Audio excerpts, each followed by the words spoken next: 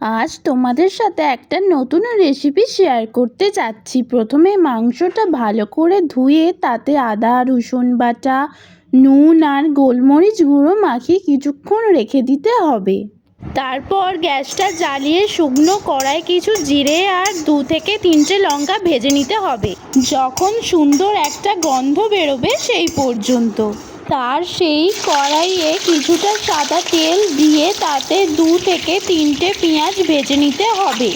একটা brown colour এলে ওই তেলে 10 থেকে 12টা কাজু বাদাম ভেজে তুলে নিতে হবে, বেশি ভাজার দরকার নেই। তারপর পেঁয়াজ ও কাজুগুলো মিক্সিতে ভালো করে পেস্ট করে নিতে হবে। ওই তেলেই মাংসর পিসগুলো ভেজে নিতে হবে এক এক করে।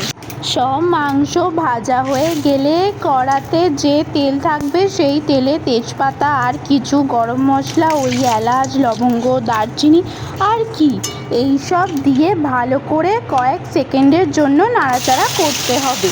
তারপর পেস্ট করা মশলাটা দিয়ে দিতে হবে। কাজু বাদাম থাকার কারণে সমানে নাড়াচাড়া করে যেতে হবে যাতে না নিচে লেগে যায়। অপেক্ষা করতে হবে যতক্ষণ না তেল ছাড়ে মশলা থেকে।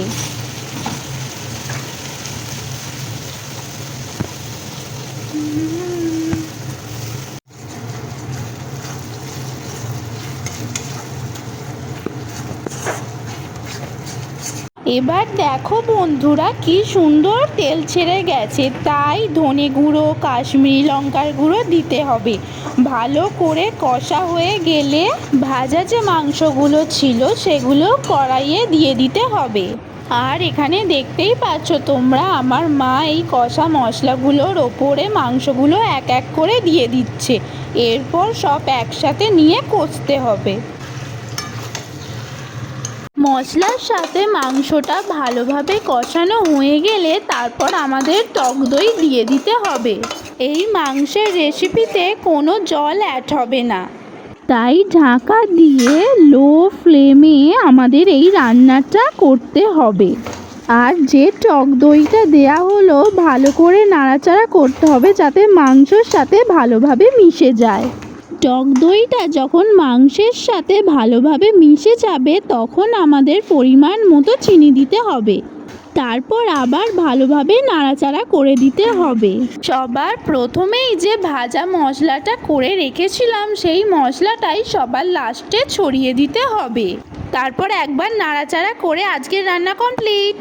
জাস্ট বন্ধুরা মাংসের কালারটা দেখো, এত সুন্দর হয়েছে না, শুধু কালার নয় খেতেও হয়েছে হেভি টেস্টি, খুবই সুস্বাদু। এই চিকেন রেসিপিটা রাইস, পোলাও, রুমালি রুটি এইসবের সাথে দারুণ লাগবে খেতে। আর তোমরাও বাড়িতে ট্রাই করে দেখো।